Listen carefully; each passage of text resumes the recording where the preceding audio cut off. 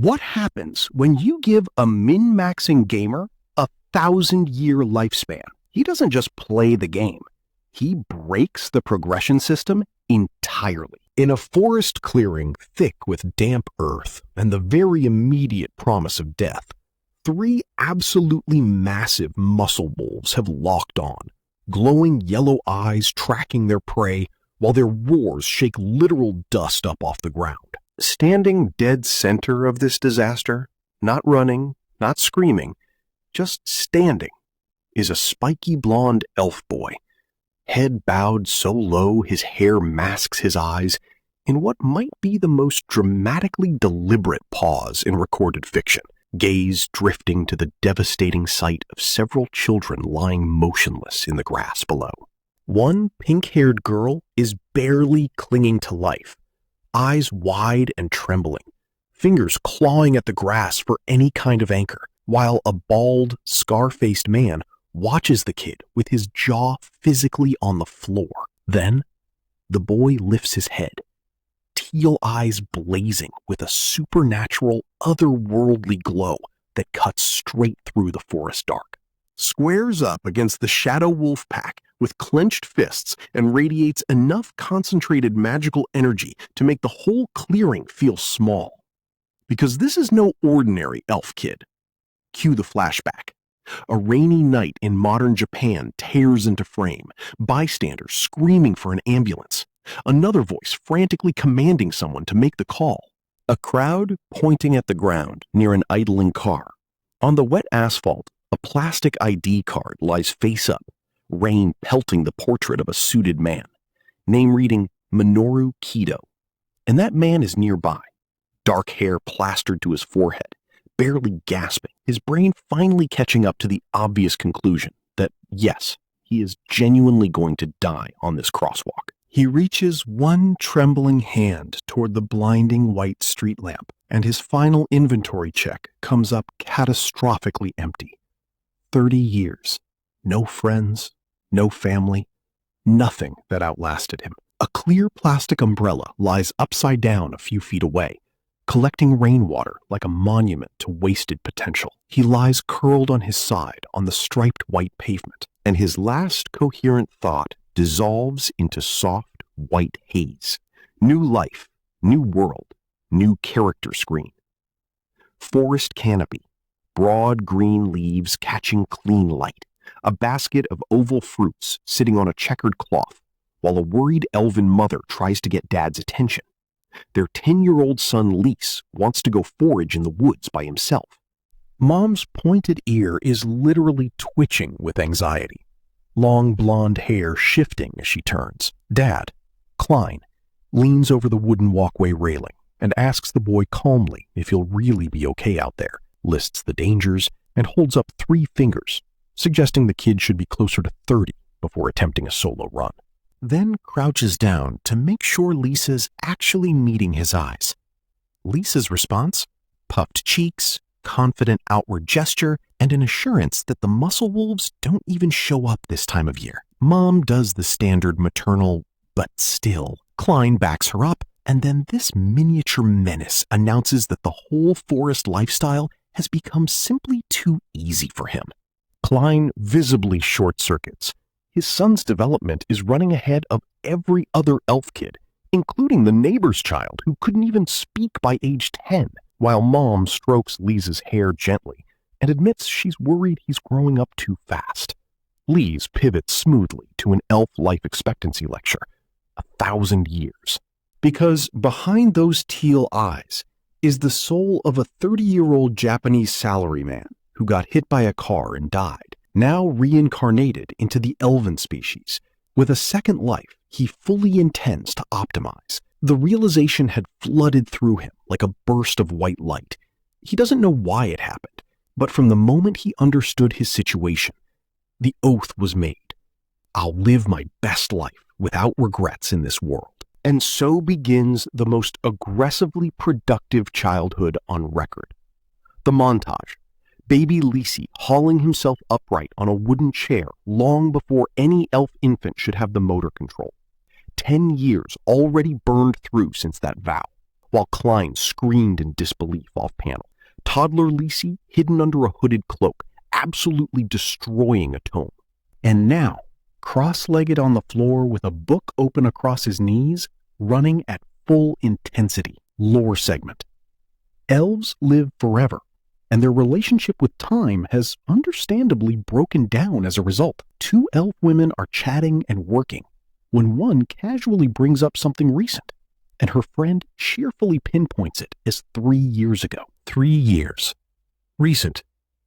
The concept of time in this village is genuinely, structurally loose, and the environment enables it. The entire settlement wraps around Yggdrasil, the ancient world tree, shielded behind an imperceptible magical barrier that keeps disasters out and dangerous monsters nearly non-existent, while Yggdrasil's fruit grows rich and plentiful and serves as the community's main food source.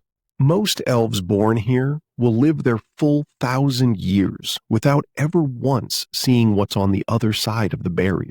But the village's most restless resident has decided he is done with the comfort zone, and his parents are quietly devastated. Liese stands tall and addresses them with clear intent to leave, and right on cue, a gnarled wooden staff taps the doorway, and the patriarch shuffles in with a low chuckle. This is the ancient wise man who has seen everything and remains tired, and he notes immediately that Liese only learned to speak 5 years ago and is already looking past the tree line. Mom panics, steps forward, bows. The patriarch waves it off, noting that elves this curious about the outside world are genuinely rare. Liese's eyes go wide. Then, the patriarch's expression hardens, close up on one ancient shadowed eye, and he delivers it clean. It will be a precipitous path. He has been patriarch for 600 years, has watched most elves who left meet an early death, especially those who entangled themselves with humans. The outside world is dangerous, Liese. He stares at the boy and asks point blank whether, knowing all of that, the kid still wants to go. Liese's thoughts reach his parents, genuine, full gratitude, and then reach further. He doesn't want to spend 1,000 years inside a small world. I want to leave evidence that I lived in this world. He'll meet people, learn things, and live without a single regret. Mom folds. If his conviction is this real, she won't stand in his way. The patriarch sighs, pats the kid on the head, mutters something about a long-gone elf named Libe Rowley, and grants conditional permission.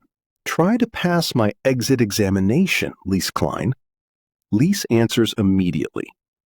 The terms, delivered plainly, reach the peak of elven recovery magic within 100 years. 100 years? Confirmed. The patriarch explains that the outside world requires the ability to protect yourself with your own magic, and passing the exam within the century earns the exit.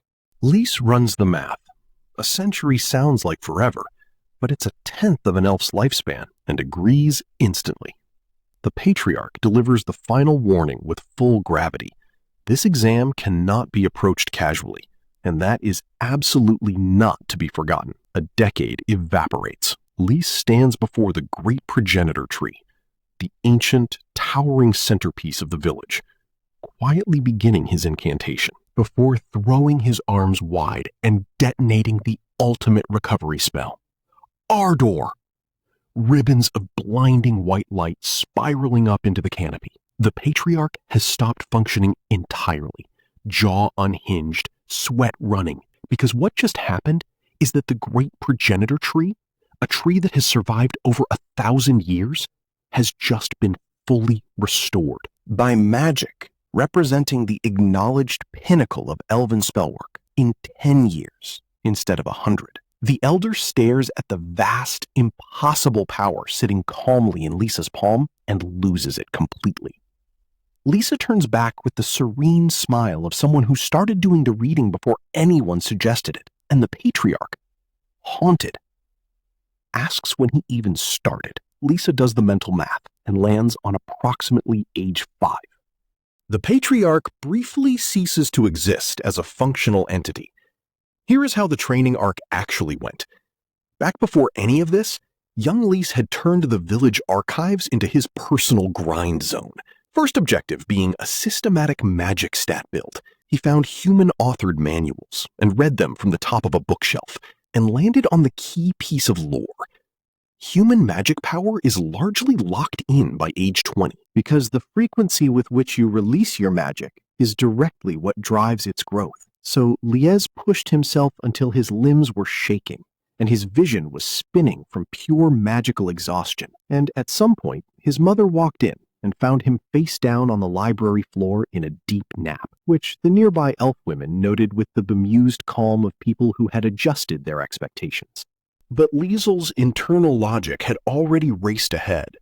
If humans cap at 20, an elf's centuries-long lifespan might allow for growth that doesn't stop for hundreds of years. Back in the present, he stands tall and states it outright. It's possible that my magic power will continue increasing until I become 300, while the patriarch trembles in the background. Then, Liese immediately pivots. The patriarch jumps, and Liese breaks down his research. Elven recovery magic, dwarven earth magic, demon magic. Every species has its locked school, but with enough study and training, crossing those locks should be theoretically possible. He asks if other type manuals exist anywhere in the archives, and the patriarch slumps. Do you really intend to acquire other magics? He confirms without hesitation and lays out his plan to spend every remaining exam year grinding every available magic tree. The patriarch reels, shouting at the sheer absurdity of an elf passionately cataloging every branch of magic in an era when the demons who originally developed most of it are long extinct. Then comes the sigh of a man fully out of counterarguments. He reaches into his robe and produces the silver key to the library's forbidden section, warning that mastering magic without natural aptitude is typically projected to take a century on its own. Liese sweats at the timeline, then recovers and bows with real energy, thanking the elder sincerely. The patriarch blinks as Liese snaps upright with a blazing aura and declares his absolute intent to reach the peak of every type of magic. The patriarch collapses over his own staff. Please do that in moderation. Another decade, another impossible benchmark cleared.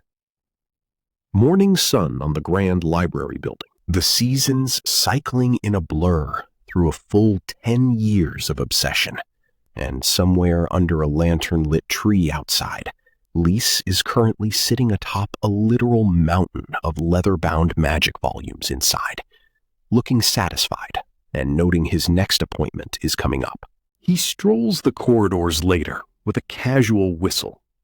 By the time he hit 30, he had already worked through every branch of magic the archives contained, and now he's just browsing, genuinely curious what he'll find next. The patriarch, somewhere during this decade, surrendered entirely and handed full management of the library over to Liese, and now stands nearby, looking haggard and soaked in cold sweat, processing the reality that his protege has consumed a century's worth of forbidden knowledge in a fraction of the allotted time and used the silver key to its absolute limit. Liese spots the elder spacing out and calls him back to reality. The old man startles hard enough to nearly fumble everything in his arms before instinctively producing a towel.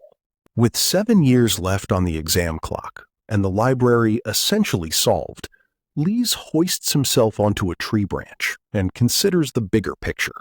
The elves' only real channel to the outside world runs through the House of Garlanda, a relationship established long ago by a handshake between a previous patriarch and a human lord. To fund his ongoing magic manual addiction, Liese had converted the forest's premium rare tree products into trading leverage, earning the current patriarch's blessing for the exchange. Memory surfaces.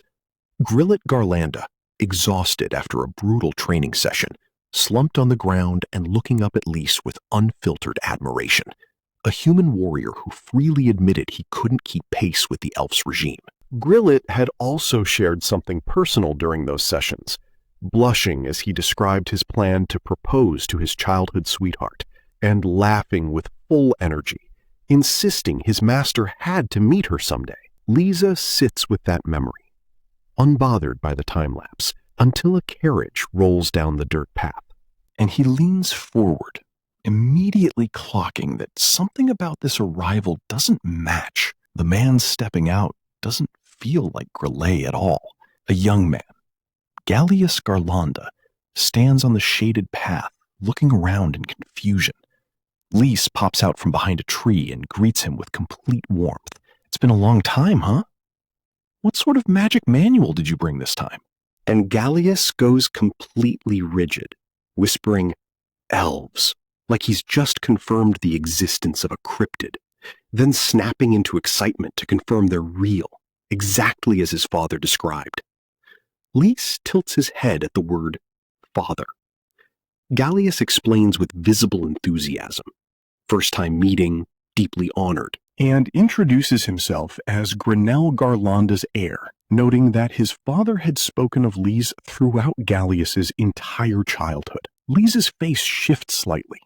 His internal sense of time and the external world are clearly not synced. Gallius's tone drops. His father wanted to come himself, but the years have worn him down. And so the eldest son was sent in his place. Liese listens carefully, then crouches and asks the key question. When exactly did Grillet last make this trip? Gallius adjusts his glasses, thinks back to when his parents married, and reports. It was around 22 years ago. A shadow falls across Liese's face as he stares up at the sunlit sky, quietly computing that while he felt barely any time had passed, humans had been living, aging, and moving through entire decades. Gallius recoils when the next revelation lands. The elf has 7 years left before he even leaves the forest. Liese explains calmly that he long ago surpassed the age at which he existed as a human. If you do the math, I'm already 93 years old. He smiles and floats the idea of visiting the Garlanda estate once he's out, asking Gallius to pass the message to Grillet. Gallius lights back up immediately, stands momentarily overwhelmed, then reaches out and grabs Liese's hand in a firm, earnest handshake, certain his father will be glad to hear it. Liese stands on the path, arm raised high in a full wave as the carriage rolls away. Walking back through the trees, he turns his focus forward. As long as the patriarch's test is cleared, the reunions can happen on his own schedule. And that brings us to the session that changes everything. Back in the library building, in the early morning light, the silence cracks as a cascade of books falls from their shelves, and pages flutter everywhere, and Liese stands in the middle of the glorious chaos with his hands on his hips. With this, I won't be bored for what few years remain. He immediately squints at an archaic text, sorts through titles on the floor, flips through a legendary tale about a hero defeating a demon king, and files it under nursery stories with a flat expression, then digs through a sprawling pile of scrolls, while reflecting that demons have long been considered extinct before something small catches his eye. Buried in the pile is a tiny, heavily damaged book coated in dust. He peers at the worn spine and makes out recommended movement magics. Later, at his desk, surrounded by towers of ancient volumes, Liese frames his next objective. I, who acquired all types of magic, finally set out to acquire ancient magic as well. He reflects on the demi-humans who once wielded this school, and the demons who used it to reshape the world. This magic operates on completely different principles from the standard 4 types. Special invocation conditions, some spells taking months or years just to parse. But Liese finds he can actually read them. The energy shifts. He thrusts the book at the ceiling, walks to the center of the library, identifies a modest test target near the house, and studies the ancient rune layout on the weathered pages one last time. He gathers his mana and shouts the ancient incantation. Bisondal!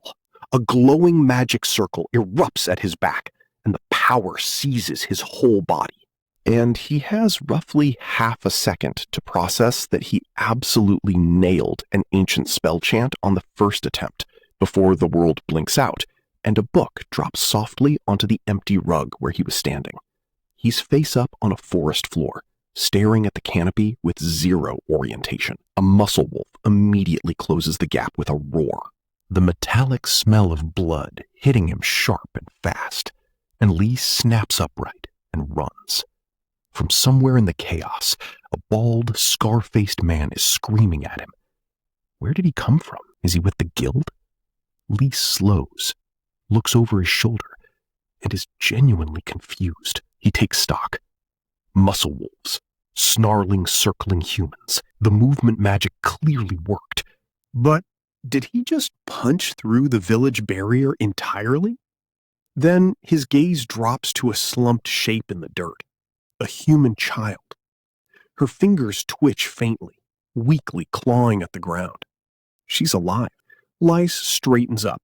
Every stat maxed, 2 lifetimes of accumulated experience converging on a single moment. A chance encounter with a human.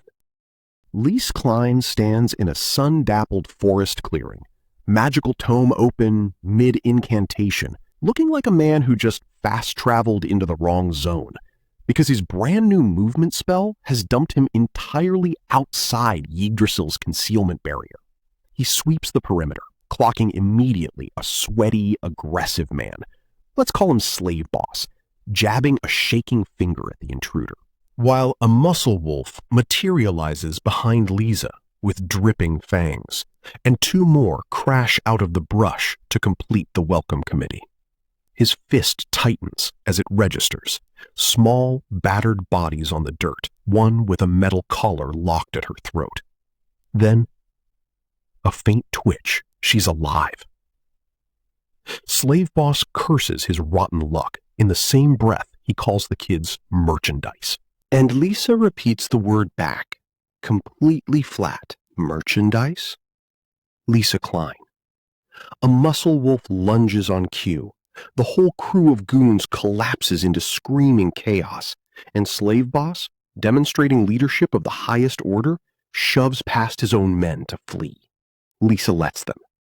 Bait is bait, but makes his intentions immediately clear. He manifests a sphere of dark energy in his palm and drops the shadow spell, Black Whip, tendrils erupting through the tree line and lashing every traitor into immobility like living flypaper.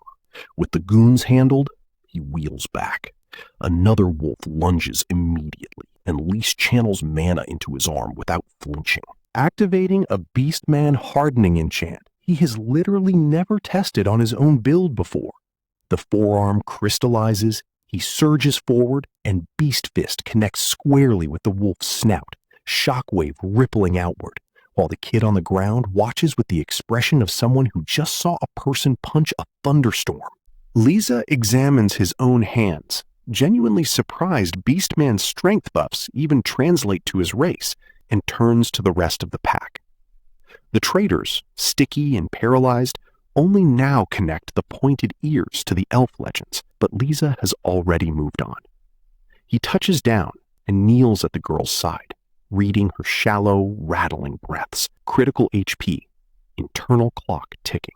He leans in, voice soft, tells her it'll be okay, then raises both hands and erupts a conflux spell. Grand Fire fused with recovery magic, Dragon's Healing Breath, which, from the outside, looks exactly like he is barbecuing a child. It is not that.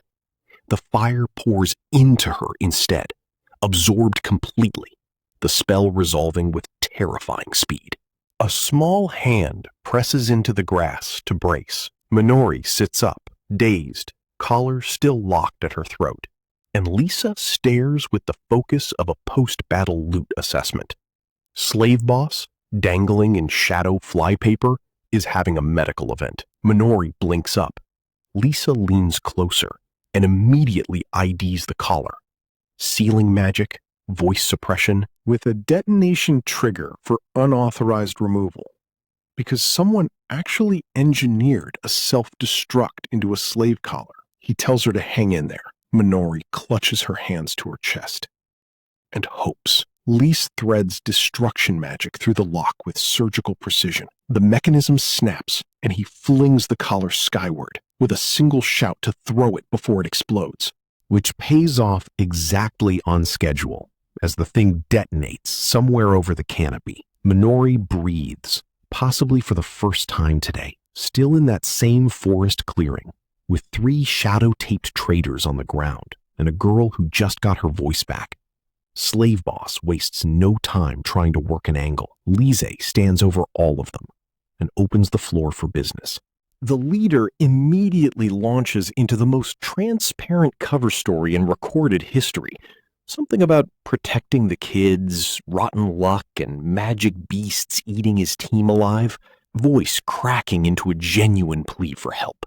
Liese delivers the driest thank you in history. Slave Boss, riding that momentum, asks to be released. Liese's face goes cold. He straightens and confirms he is, in fact, an elf, which detonates what little composure the bandana guy had left. Liese tilts his head, pointed ear front and center, and explains that elven hearing is not decorative, and that he has caught every word. He holds up 3 fingers.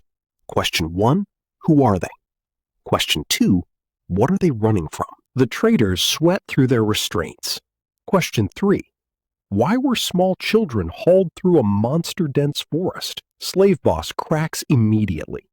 Hands raised as far as the shadow magic allows, and everything spills out in one panicked rush.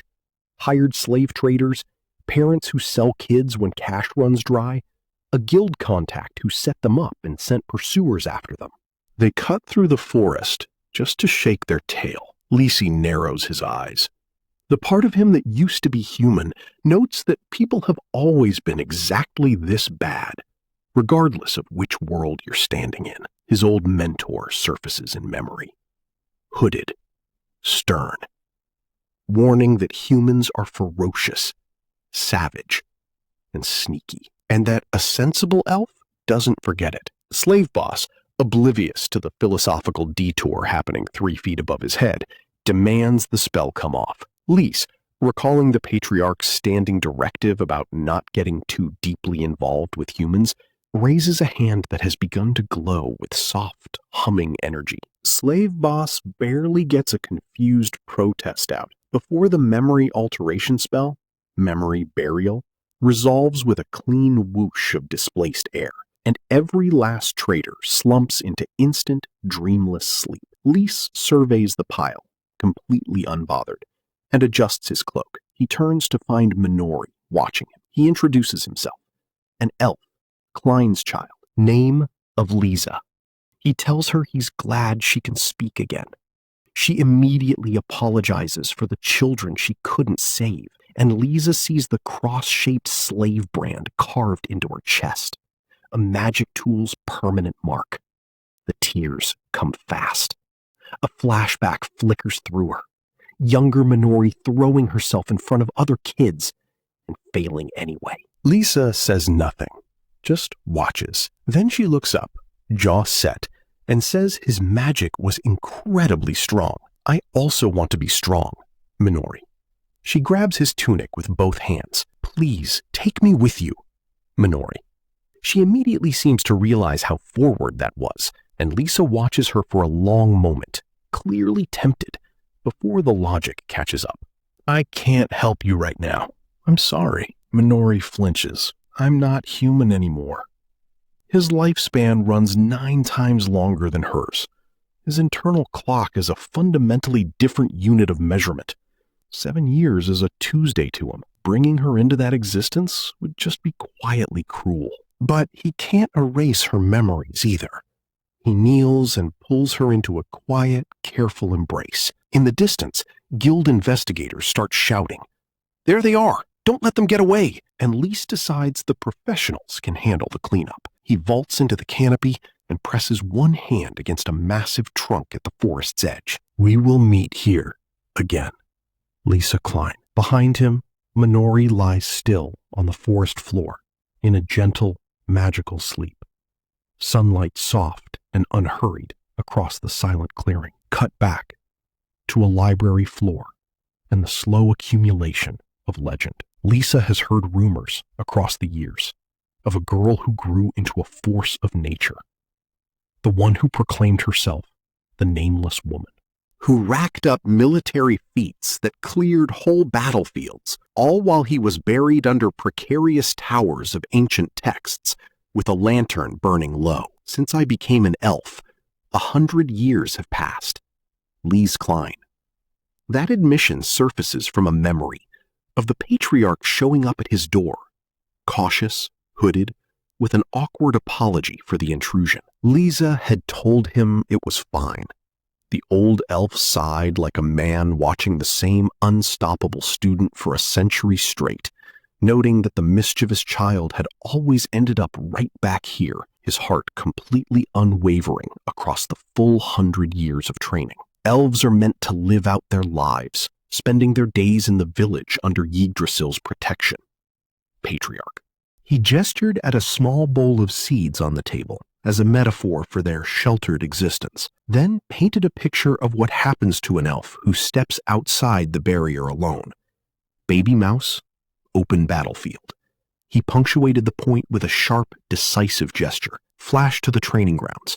Liese's hooded mentor leans in over the fire with a final challenge, and Liese plants his boots in the dirt and doesn't blink. Standing at the center of the arena, at the end of a 100-year grind, every stat maxed, every build optimized, 2 lifetimes of accumulated knowledge locked and loaded. He looks up at the sky and grins the grin of a man who just hit max level. And the game brain says the quiet part loud. Finally, the day has come. I've trained for 100 years until this day. Back in the ancient forest, Liese Klein sits on a weathered fence, cradling a basket of forest fruits, looking suspiciously at peace for someone about to blow up his own tranquility, which the narration immediately confirms is correct, since this reincarnated magic-mastering elf is on a one-way track to becoming a living legend. The exam that closes out his century-long grind is today. The patriarch strolls over near the great gnarled elder tree and observes that even after 100 uninterrupted years of training, the kid's desire to bail on the ancient forest has never once wavered. Liese agrees. Then a voice drops in from nowhere. Liese spins, looking for the source, and the patriarch just deflates, explaining with tired dad energy that the rascal next to him has spent a century failing to beat him in training, which he finds deeply unsettling. The voice notes that permission after only a single century screams prodigy. The patriarch confirms it, adding that through this exam, the boy might finally grasp how far his own power actually goes. And then, before that sentence even lands, Rahab Lowry materializes mid-leap across the clearing at impossible speed, cloak mid-billow, and Liese genuinely has no idea where she came from.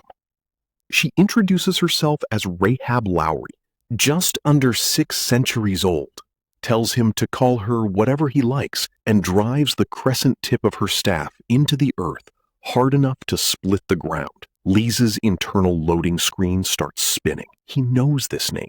Some vision of a cloaked figure appearing to the ill and desperate snapping into focus, and while he's still stammering, Rahab muses that fruit being central to her legend is strangely appropriate. That's right, the legendary healer who treated the sick in exchange for rare fruit. Liese shouts like he just unlocked a secret achievement. She's the veteran from every book in the library, though he'd imagined someone significantly buffer and significantly less female.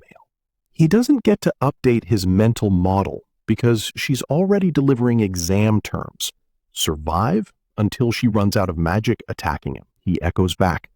Survive? She confirms the terms are about as simple as it gets. Recovery magic is allowed. Then she slams her staff into the floor and blasts a shockwave of dust and leaves through the entire clearing, and adds, completely sincerely, I have spent 3 centuries training.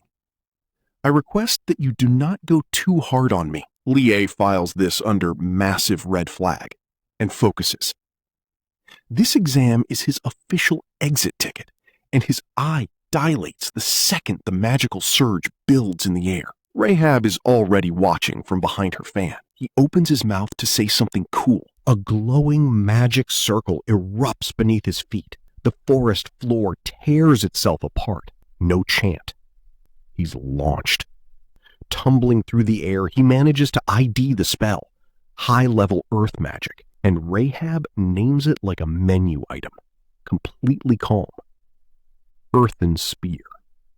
Liese stares down in disbelief at the sheer audacity of the opening move, while his magic foundation creaks under the pressure. And he clocks the real problem.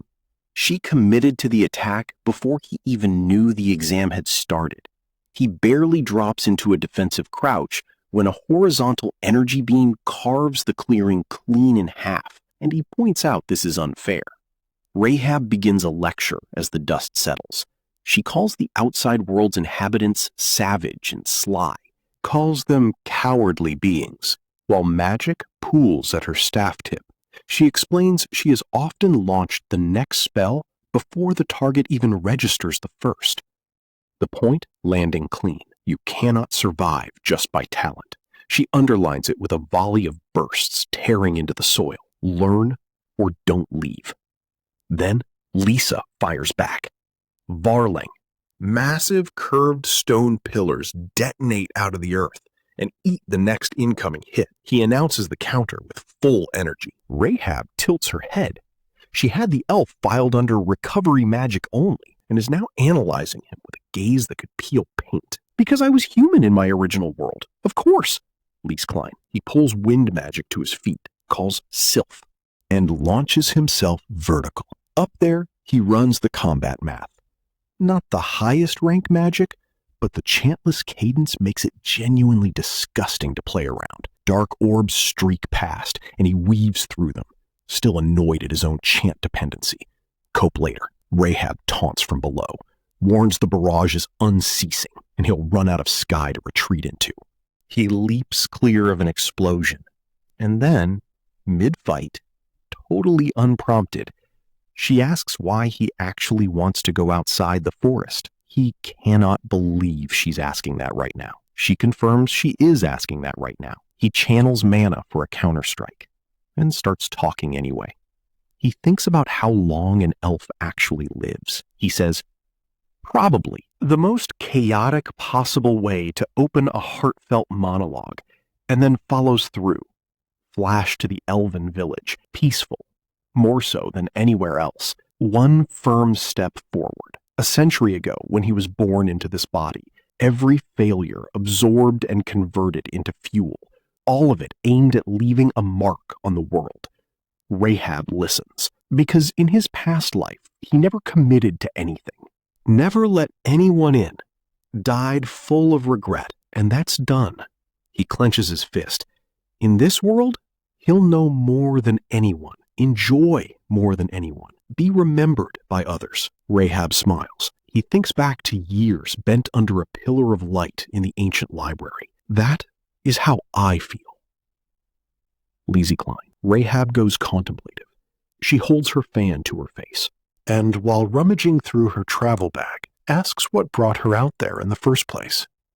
He guesses fruit? She confirms. Wanted to eat a lot of tasty fruits. Liese's jaw unhinges. His whole world tilts. The legend of the great healer. In flashback, a young Rahab, 50 years deep on cuckoo fruit, finally snapping, deciding she needed variety, collapses into a comedy.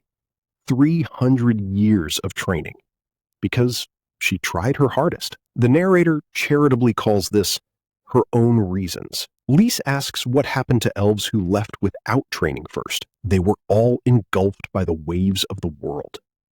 Rahab Lowry. She explains she spent the following centuries acquiring the so-called evil magic of humans, which let her travel safely, taste fruit across countless regions, and genuinely enjoy the outside world more than she ever expected. But she pouts. Fruit quality has been declining lately. He responds. Flavor?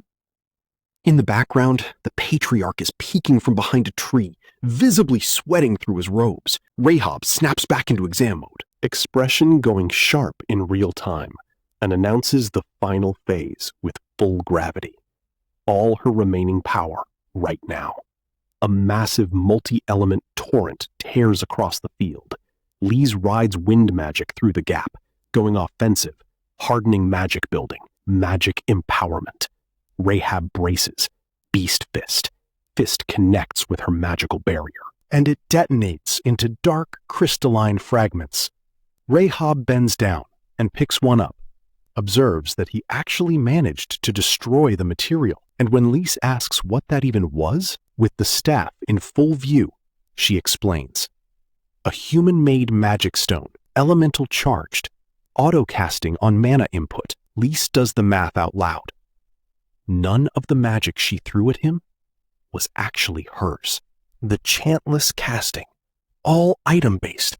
Even now, I cannot use any magic other than recovery magic. Rahab Lowry. Silence. She ran the whole fight on what she calls petty tricks, specifically engineered to shatter any kid who couldn't handle a real enemy. Liese has no words. Then she smiles. You passed. Congratulations, Rahab Lowry. He looks up, face still a little flushed, manages to get out, thank you, loses the thread completely and launches into a full hug, which Rahab receives like someone who has done this before. She pats him and says he tried his hardest, then, offhandedly, compares his power ceiling to that of a calamitous demon king. Liese, already in his traveler's cloak, is not entirely comfortable with that benchmark. But the sentry is done, the gate is open, and he walks out anyway. Cut to the outside world. A sweeping overhead shot of a packed town marketplace, stone streets crammed with dome-canopied stalls, multi-story balconies rising overhead, the whole scene buzzing with vendor calls and rattling carts. And right into frame, boots clicking clean on cobblestone, steps Liese Klein, open world, finally. Meanwhile, across the crowd, a female elf in form-fitting chest armor and a dark cloak cuts through the bustle with the purposeful stride of someone who has been here before and has exactly one goal, moving straight for a fruit stall. Where a middle-aged shopkeeper is mid-conversation with a bandana-wearing colleague, she arrives and quietly says, "Excuse me." The shopkeeper wheels around, puts on his professional welcome face, and then hears it. The rhythmic clink of a truly unreasonable pile of coins landing on his counter. The elf points at every piece of fruit in the stall. He stares, mouth hanging open. He recognizes her. Has she really come back to spend that much on fruit again? He tries to understand what possible motivation could drive this, and she gazes off into the middle distance and murmurs, quiet and melancholic, that she heard elves like fruit. He blinks. She waves it off and brings it back to the transaction. He sighs, concedes, turns to start bagging the entire stock in a daze, watching her over his shoulder the whole time, completely lost. She stands with her back to him, hair ribbon catching the breeze, eyes fixed past the crowd, with the 1,000-yard stare of someone waiting for a very specific person. And the narration frames the whole shot exactly for what it is, a prelude to reunion. Deep in what can only be described as the world's most aggressively cozy ancient forest, Liese Klein is inside the family stone tower, meticulously sorting a bowl of dried berries and seeds for his upcoming journey, basically doing grocery prep, when his own name gets launched through the tree line. His mom spots him cutting through the trees with Grandpa Panics a Lot, the hooded elderly elf, in tow, and Liese delivers the announcement with maximum grin energy. "I passed the Patriarch's test!" The narration helpfully notes he pulled this off at a mere 100 years old, which, in elf reckoning, is basically the tutorial zone. Mom erupts. Klein steps forward to personally confirm the achievement, And then she immediately tries to negotiate a 10-year staycation. Liese sweats straight through his ancestral wardrobe at this galaxy-brained time perception and holds firm, leaving tomorrow. She escalates to full panic mode, citing the neighbor Pepe's daughter's fruit planting arc as a counterargument. Inspired parenting, truly. But Liese plays his ace. Legendary senior Rahab gave him her blessing. Klein's eyes blow wide, and the fruit-obsessed scholarly icon Rahab Lowry materializes in his thought bubble like a 5-star poll nobody expected. He asks his dad about it. Klein smiles with that veteran adventurer nostalgia and explains she's more like a little sister drifting into memory.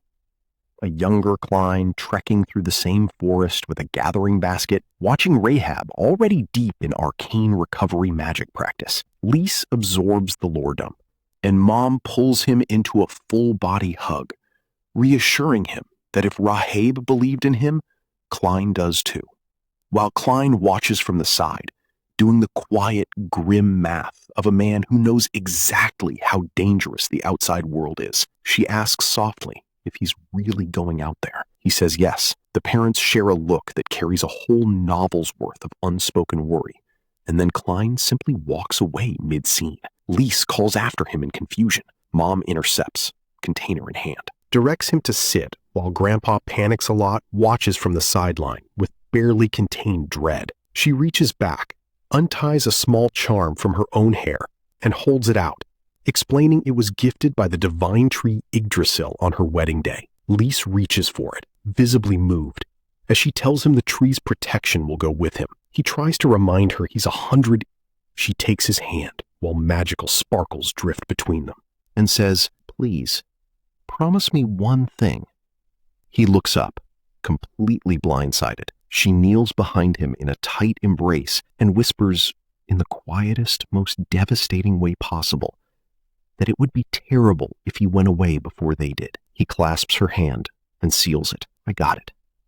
It's a promise." Then Klein reappears across the clearing, announces he's packed 10 years of provisions, and gestures at an absolute mountain of crates. Liese stares at the pile, overwhelmed. Klein beams, explaining he'd been stockpiling for years just for this moment, until Mom crashes in with the completely valid observation that no living being can physically transport all of that. Liese raises a single finger, drops storage magic, Summatus, and tears open a swirling dimensional vortex, calmly explaining he's applied movement magic to the subspace so the food never rots. Klein watches with maximum dad pride. Mom immediately files a request for her own. And Grandpa panics a lot, who has been white-knuckling his composure this entire scene, watches one of the rarest forms of ancient magic in existence get used as a portable refrigerator. The next morning, a narrative caption box formally heralds the start of the journey, because this story respects the moment.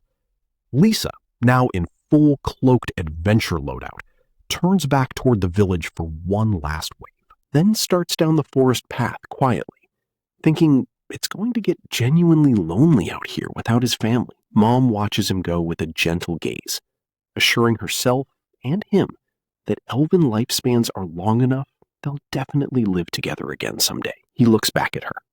All right, he turns to the road, quietly regretting he didn't catch Rahab before she left, or catch up to the humans who'd already moved ahead. But the destination is set. The House of Garlanda.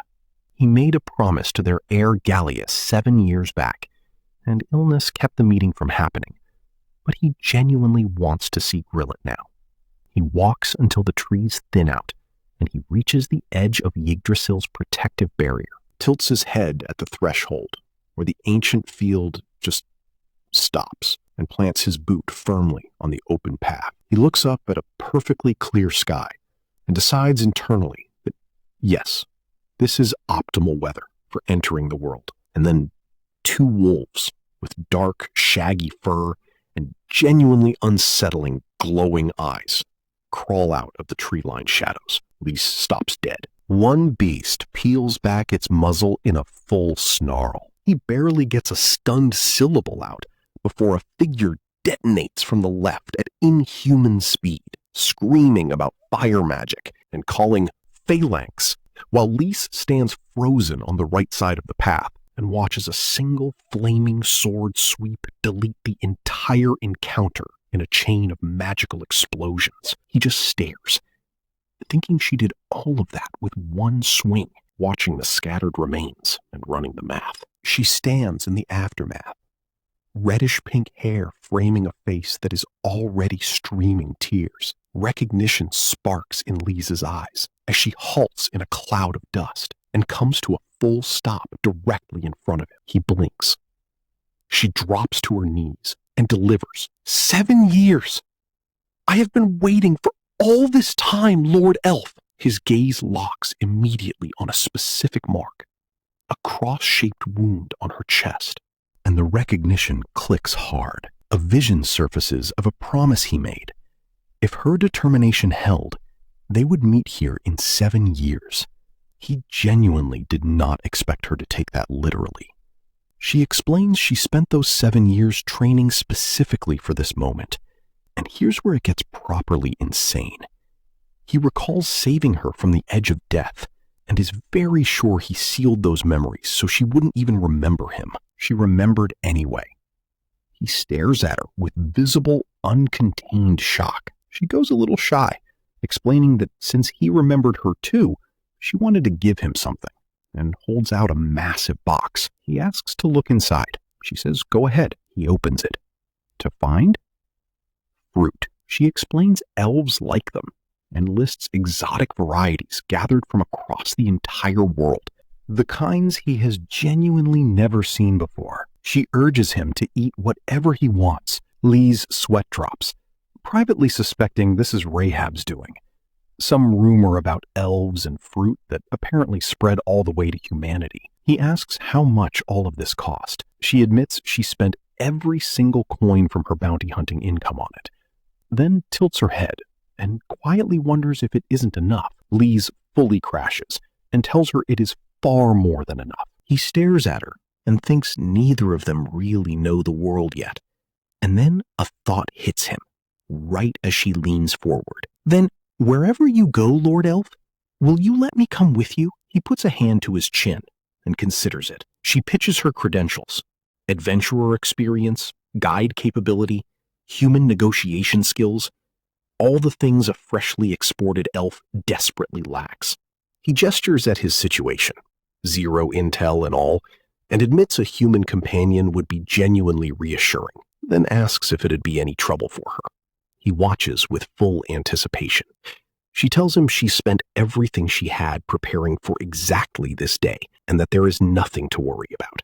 She adds she wants to learn from his strength for as long as she lives. Liese catches that phrase and starts doing the math on human lifespans, and then it fully lands.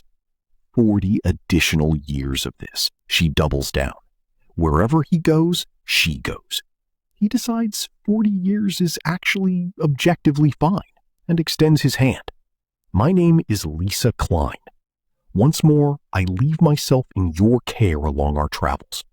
So, what's your name? She shifts, looks down, starts to answer, and says it quietly. Don't have a name. In the guild, she's just called Anonymous. Even that legend had reached Liese's village, the ghost warrior who deleted magic beasts and vanished without a trace. She's her. She looks up with that hopeful, expectant expression. Would you please give me a name? He repeats the word like it hasn't loaded yet. She explains it simply. When he saved her, she felt truly born into the world for the first time. She wants him to name her. They stand there in the sunlight while the scene holds its breath. Liese processes, thinks about how to a small girl 7 years is anything but brief. And then the narration cuts hard to his previous life. Minoru Kido, sitting on the floor of his human home, asking his mom why she named him Minoru. She'd said she wanted him to bear more fruit than anyone and exceed them. He returns to the present, smiles with embarrassed warmth, and offers, Minori? He watches her, wondering quietly about what's ahead. She looks down, face flushed, then looks back up and takes the name with everything she has. Liese watches her quietly, thinking about how he never did bear fruit in his last life. And here's someone who waited and trained for 7 years without even knowing if he'd come back. And with that kind of drive, she could genuinely be something. He names the destination, the House of Garlanda. She clocks it immediately, pulls out her map, and tells him to give her a moment. She's proving her usefulness right now. He laughs and admits he has absolutely no idea where he is. He extends a hand and summons Samadas, pulls out one of the fruits, watches it shimmer with a faint magical glow, and then a small spark crackles from his fingertips. He tilts his head with mild curiosity. She's already walking back toward him, with the route locked in. He grins. "Shall we, Minori?" She grins back. "Yes, Lord Liese," and the chapter closes. The journey that's been 7 years in the making finally kicks off under a punishing midday sun, and the world has not been given adequate warning. Minori, reddish-pink hair locked in a high ponytail, mana already cooking into a combat-ready orb, takes vanguard like she personally designed this route. Liese Klein is jogging to keep pace, and a nearby single-horned rabbit takes one look at the collective power radiating off this duo and makes the executive decision to simply freeze and not make it everyone's problem. The scene snaps to the Adventurers Guild, where Minori is already at the service counter before the transition has even finished loading. She drops the loot manifest, 1 horned rabbit, 3 slimes, and asks the muscular, short-haired clerk for the best rate he can do. The moment her voice hits the room, half the building starts pointing, the whispers confirming that Minori has a reputation here, and it does not appear to be a warm one. Liese quietly clocks the hostile energy from the crowd, and notes that this woman has achieved infamy without even trying. She is completely unbothered, spinning on her heel to tell Liese they've cleared enough coin to reach Margrave Garulanda's frontier. The clerk leans his considerable bulk over the counter, expression skeptical, and slides their reward across, while noting that heading to a noble competing for imperial rank is a bold destination. Minori's entire reply to this is 1 syllable. The background NPCs fill in the world building at full volume. Gallius took over, launched the economy, and did it by flooding the quest board with magical beast hunts. So for the first time in memory, adventurers here are actually eating. 3 weeks of overworld travel later, the borderlands near Fort Kokure come into view, and Liese is running a quiet background process. 7 years since his last real contact with the outside world, 3 weeks since he walked out of the hidden elven lands. Minori spots the stone walls on the horizon and announces it with the energy of someone who has been waiting to show someone this, turning back with the kind of crinkle-eyed smile that Liese internally logs as evidence that cheerful people exist and are, apparently, load-bearing. She narrates the route while her boots crunch over dirt and grass, pointing out where the trees end and the border begins, and Liese follows close behind her, listening. Then the difficulty curve hits. Wounded soldiers appear, slumped against walls with increasing frequency, and Liese pulls his hood over his face, like a man running a pattern match he was hoping would come back negative. Minori drops her voice and delivers the status update. Active magical beast invasion ongoing. Even Gallius, a lord with a legitimately strong reputation around these parts, cannot seem to contain the spawn rate. Then, in the middle of a war zone, Liese bites into an apple. He notices the flavor is off and holds the fruit out toward Minori, and she has a full cardiovascular event about the indirect lip contact before she can even respond, close up on her chest, where her heart is doing something medically concerning. But she takes it with both hands and bites in anyway, insisting there was nothing wrong with the taste. Liese watches her eat with his baseline peaceful expression, waits exactly as long as courtesy requires, and then mutters to himself that fruit has been going downhill, and he is running a check on it. Granesis activates. His personal heads-up display populates with the apple's full internal breakdown, and buried in the data is a 1% miasma reading. His pupils blow wide. He reinstalls his warm expression, tells Minori it was delicious, and he just wanted her to have some. And she looks up at him with the exact face of someone who bought that completely. The moment she isn't watching, Liese pulls his hood down and says the word to himself like a man confirming a diagnosis he didn't want. He sweeps his gaze across the open atmosphere and finds what no human eye would catch: dark, corrupting particles drifting invisible through the air. Miasma. And miasma only has one source. Below them, Fort Kukure sits in its organized, functional layout, looking completely normal and not at all like a compromised zone, while Liese stands absolutely still in front of it, breathing out words that translate directly to "We have a serious problem." At the gate, a fully armored sentry activates the complete minor NPC with maximum unearned confidence build, physically blocking the path and announcing that Lord Gallius is an Imperial tier noble who does not take unscheduled meetings. He clocks Liese's face, declares he's been on this gate 5 years and knows every visitor, and delivers a personal insult about never having seen this face before. Liese absorbs it with the relaxed expression of a man who has outlived every grudge he was ever handed. He tries the diplomatic route. Just pass his name ahead. They're old friends. Minori, beside him, is shaking with the effort of holding back. One more syllable aimed at Liese away from making the gate a structural casualty. Liese puts a hand up before the damage calculation runs. A calm, measured voice drifts in from beyond the gate, and Gallius Garlanda steps out with his hands in his pockets and a composed air, until he registers Liese's face and stops dead. He spreads his arms wide, genuinely stunned. Liese raises one hand in a casual wave, and the gate guard watches his entire professional self-image evaporate in 4 seconds, a cold sweat breaking visibly across his face. Minori crosses her arms and lets the satisfaction settle across her expression like a notification. About that promise, I'm glad that you remembered it. Liese confirms he came for Gallius. And for Grillet, that name triggers a cut to the sacred forest.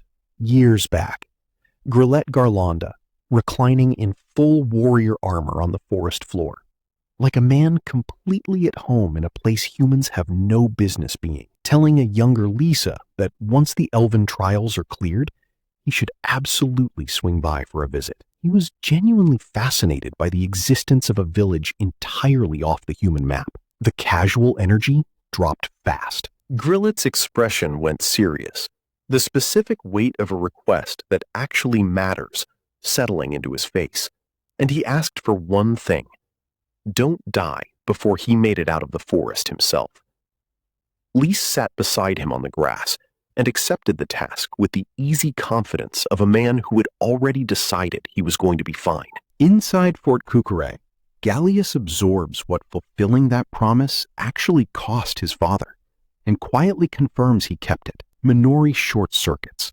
She asks if Liese wasn't just connected to the current lord, but knew the previous feudal lord too, the one on record as the god of war. Gallius handles the comparison with graceful self-deprecation, acknowledging the combat talent skipped a generation. He listens with quiet intensity as Minori asks what the actual relationship was. Liese's answer is the most compressed, most characteristically Liese Klein thing he is physically capable of saying. Well, Grillet was the first human who ever spoke to me. He is my friend. Maybe. As they move through the residence, Gallius shares a second-hand story his father apparently held on to. The day Liese cleared the forest, they found local beer and swore over it to build a better world. Liese admits he was genuinely worried Grillet might have forgotten that memory. Gallius laughs, then lands the gut punch. His dad didn't forget the promise. He just had to go and fulfill it first. The bedroom does not match the legend it contains.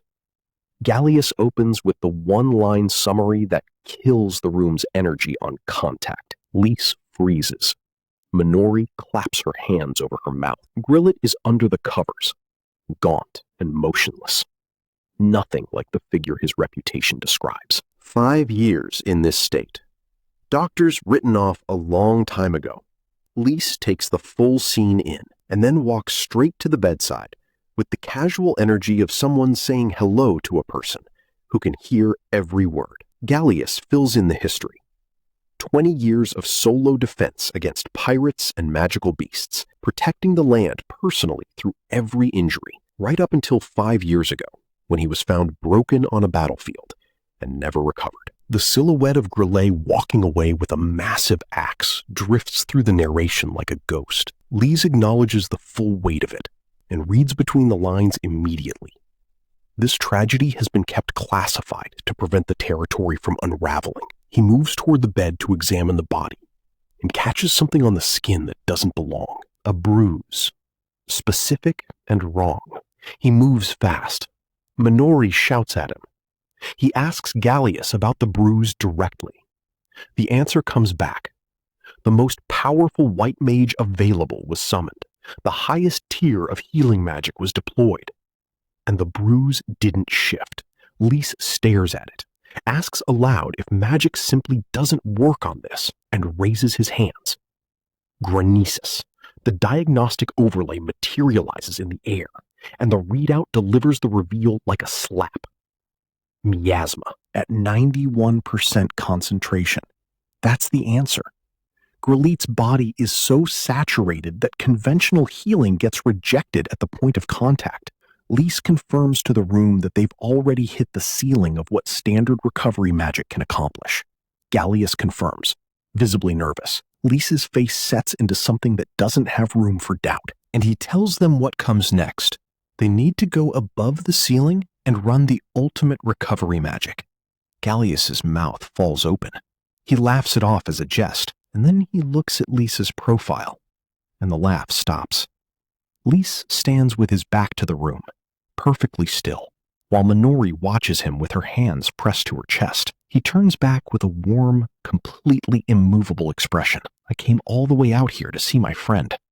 I can't just go home without even saying a word to him. Gallius is shaking. The composed, noble exterior has cracked completely, and when Liese speaks now, there is no framing this as optional anymore. He poses the direct question that puts the decision entirely in Gallius's hands. Gallius looks down and confesses what's been sitting in his chest for 5 years. He never thanked his father, never told him the land would be okay, that he could carry it. He shouts his answer anyway. If there's a path back, he has hundreds of things to say. Liese absorbs it, and a massive, intricate magic circle detonates across the floor in a blaze of swirling light. Gallius narrates the context, barely holding together. This tier of magic is theoretical for human mages, the kind of ceiling entire academic generations reached for and barely grazed once in all of recorded history, the kind of spell that makes everyone in the room understand exactly what they are about to witness. Ultimate recovery magic. Rebarrel. The room goes white. On the bed, Grillet's hand twitches against the sheets. His eyes crack open, pupils pulling back toward the light. Liese stands in the fading glow, looking down at him, and Grillet stares up at the ageless, unchanged face of his teacher and produces a single word. Liese waves back and says the only thing that needed to be said. He came, like he promised. Grillet is fully awake. Gallius completely loses it. Father and son, hands locked. Liese and Minori watch from the bedside, while Liese runs the numbers quietly. A century of effort. 2 more years added to Grillet's clock at best. The night settles over Fort Kukure. Out on the balcony, under a dark, overcast sky, a silver decanter sits untouched on a small table by the railing, and Minori stands there alone, with the full weight of what she just witnessed pressing down on her. Watching a man 5 years gone simply open his eyes is the kind of thing that breaks a person's model of what is and isn't possible, and she says as much to the empty dark. Inside, Grillet is awake and staring up at the ageless face of a man who hasn't changed in years, processing what that means. He looks at Liese and says the thing he's been carrying for 5 years. The promise was kept. Liese's tone warms for exactly 1 beat before pivoting to business. Of course I did. Grillet, I had something I wanted to ask you. Grillet responds simply. Liese asks him to walk back through what happened the day it all went wrong. Grillet reaches back for the memory and finds deliberate static. A fuzzy, patchy blankness where the event should be. Liese repeats the keyword back at him. Flat. Grillet confirms it. The close-up on Liese's eye as the answer clicks into place tells the audience everything before he says a word. That fuzz isn't natural. It's installed. He calls Grillet's name to lock his attention. Grillet doesn't follow the phrase, the other side, and Liese meets his confusion with the question that resets the entire threat classification. Do you believe that demons exist? The shock on Grillet's face is total. Liese confirms, steadily and without drama. The miasma in Grillet's body is a byproduct that only one category of entity can generate. Grillet watches 5 years of confused, unexplained suffering suddenly acquire a name and starts to lose his composure, asking what to do.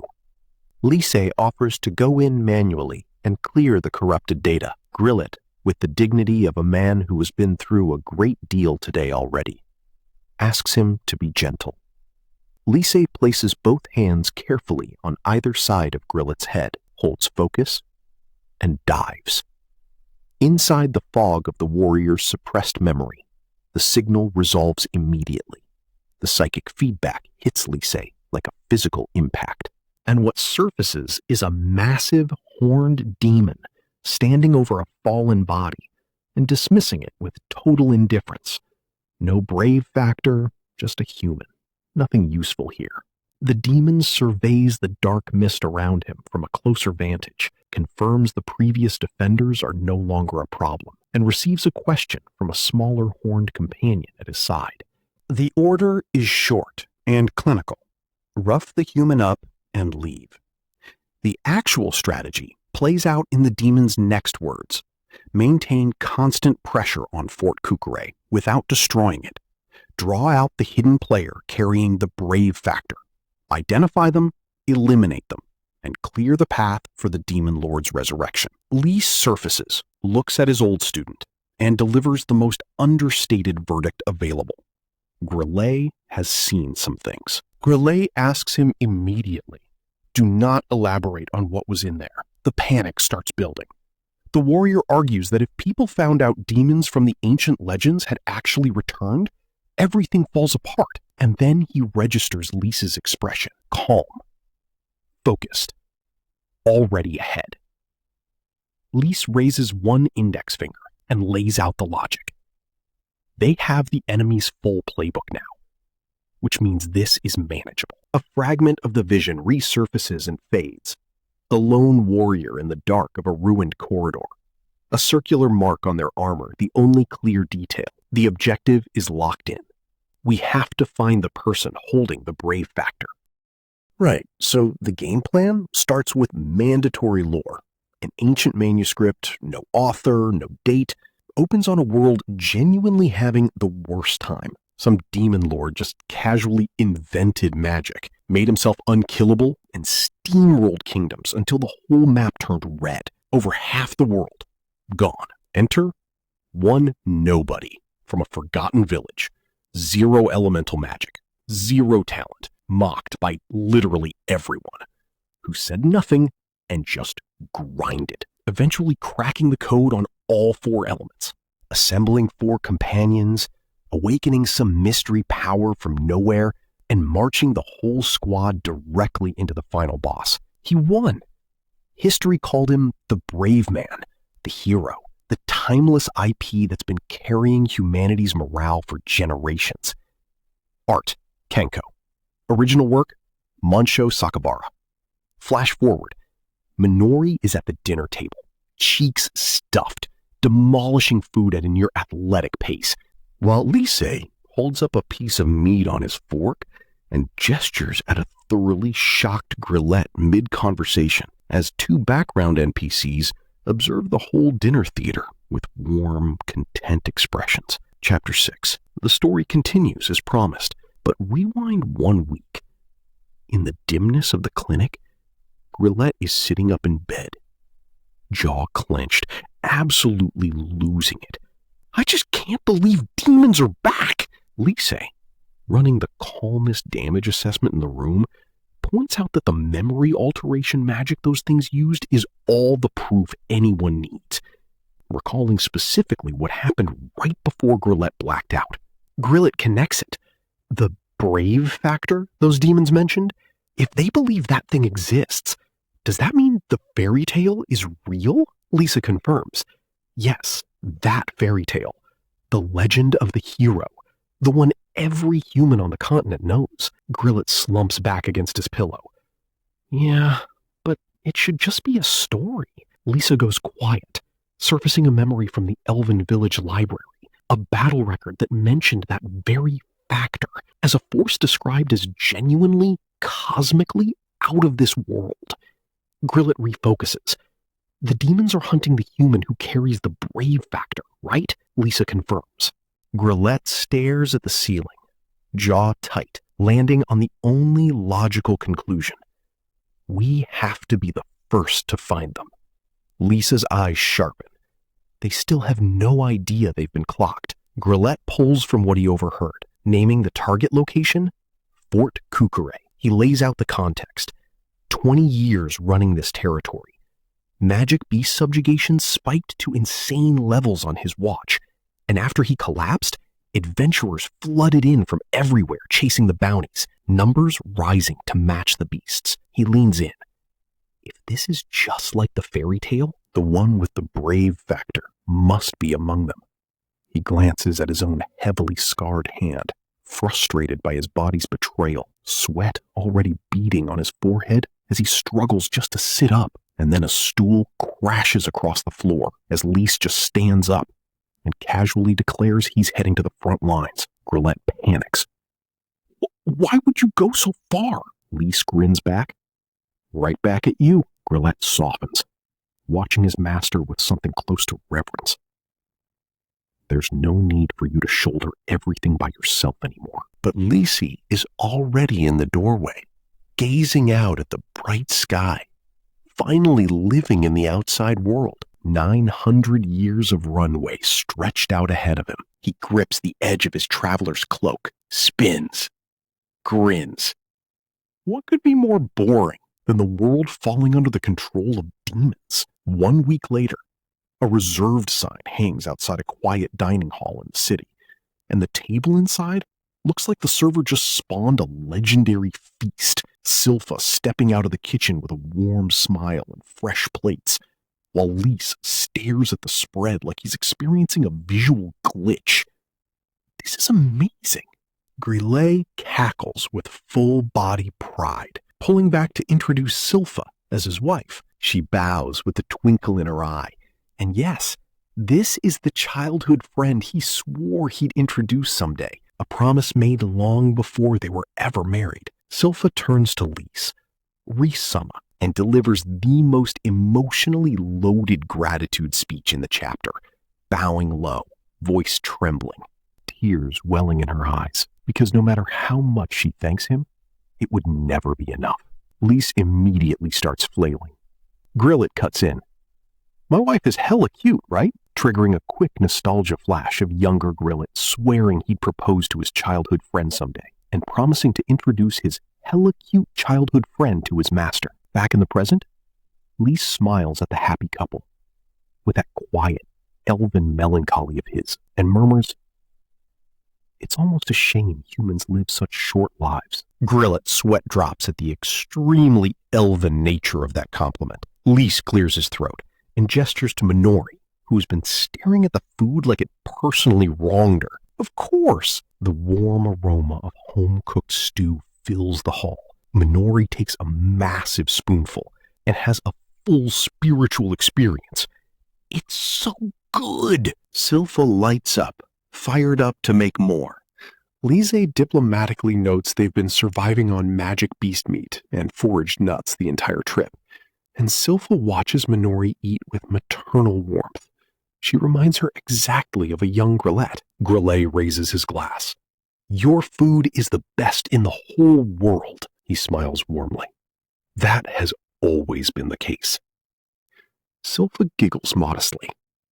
She watches Minori chew with that same fond expression, and Minori pauses, blinking blankly as she swallows. Then Silpha asks, with genuine curiosity, how the two travelers know each other. Minori, without a single microsecond of hesitation, announces, I'm Risama's spouse. Grillet freezes mid-gesture. He tries to find his voice. Minori smiles brightly. I'm Minori. Nice to meet you. And Grillet screams, Spouse? He points a shaking finger. So you got yourself a wife, did you? Then starts laughing hysterically. Guess elves got some moves after all. Liese immediately enters full denial mode, wheeling on Minori in a bright red panic. Minori? She tilts her head, completely unbothered.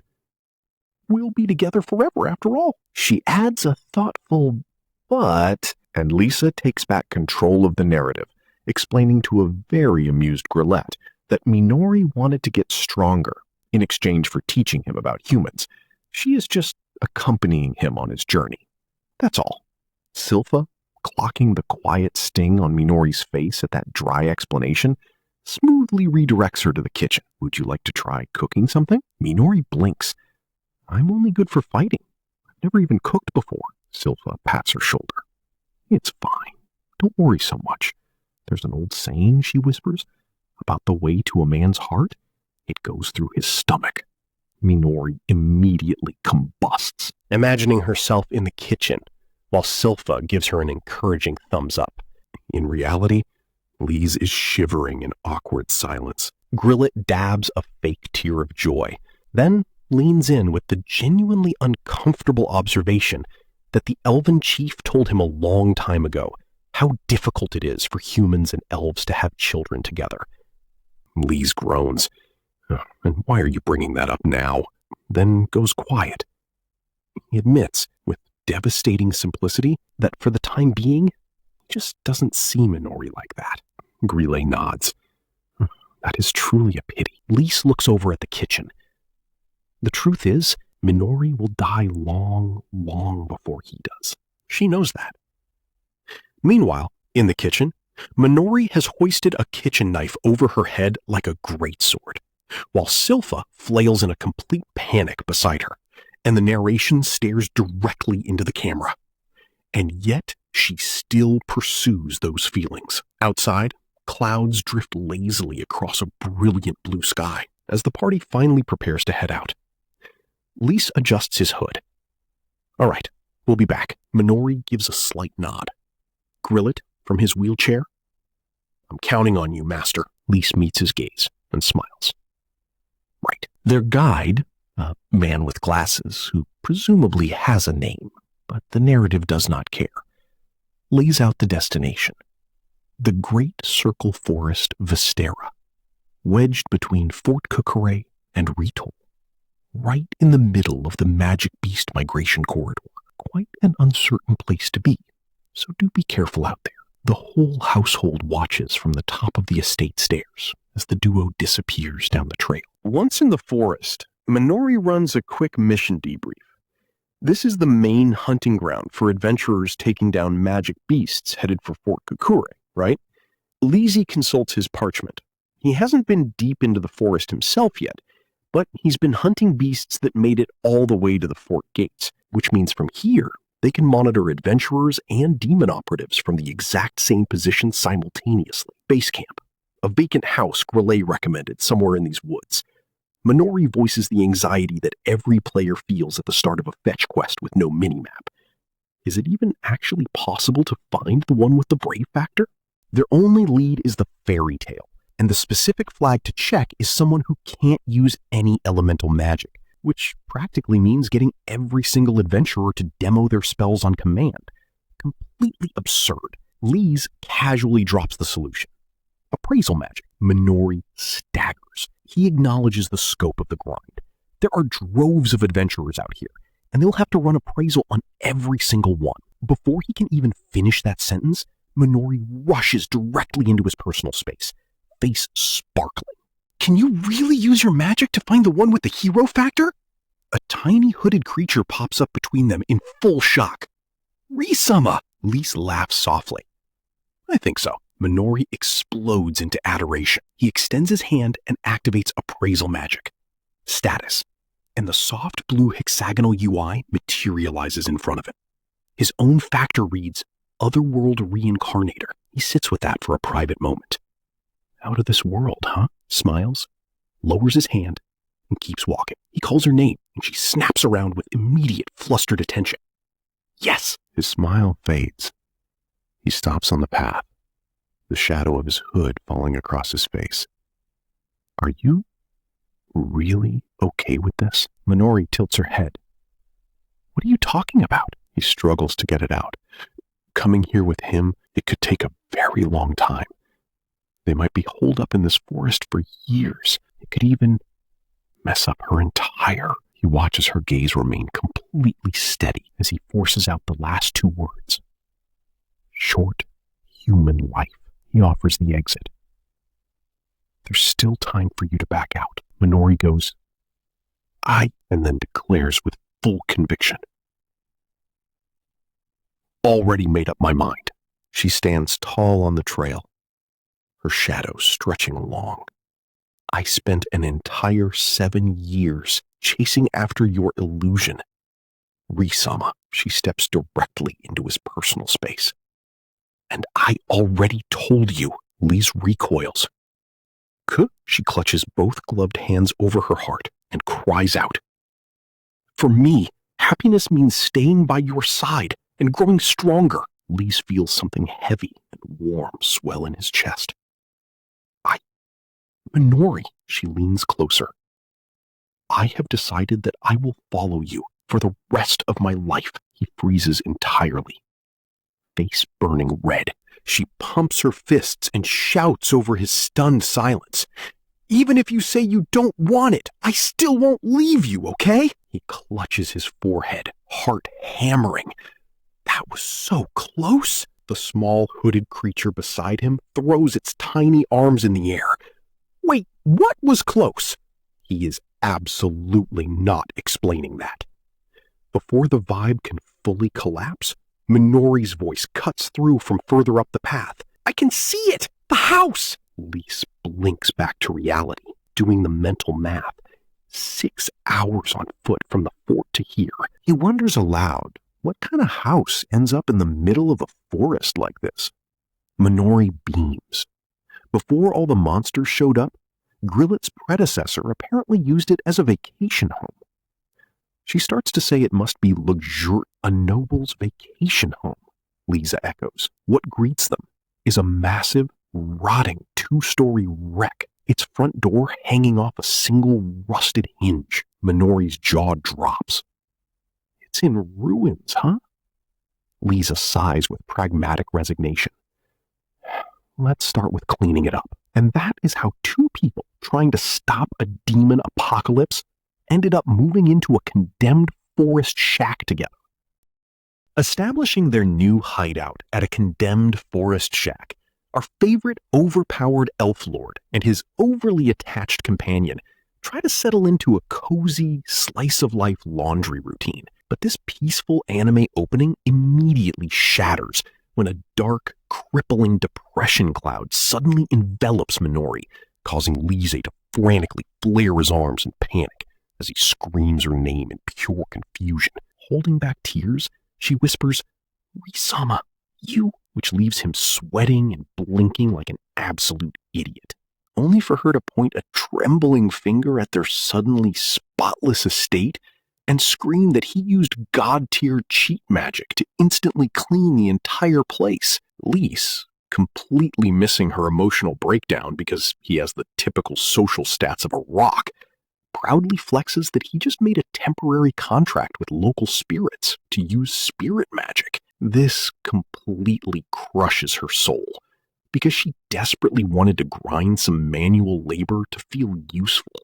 But Liese just grins like a carefree dork and asks, oh yeah, handy, right? He casually drops the massive flex that he deciphered this spell when he was a casual 78 years old, before clapping his hands and hyping up his next big finishing touch, only to drop his jaw when he sees she is still shivering in absolute despair.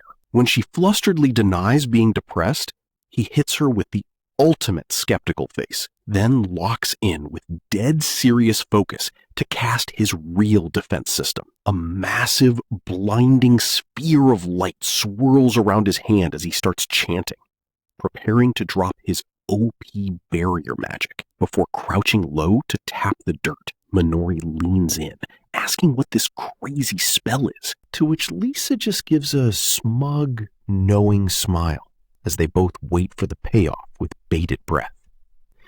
Suddenly, a tiny green sprout pops out of the ground, growing at a ridiculous, game-bending speed into a massive dome of golden barrier energy that completely shrouds the house.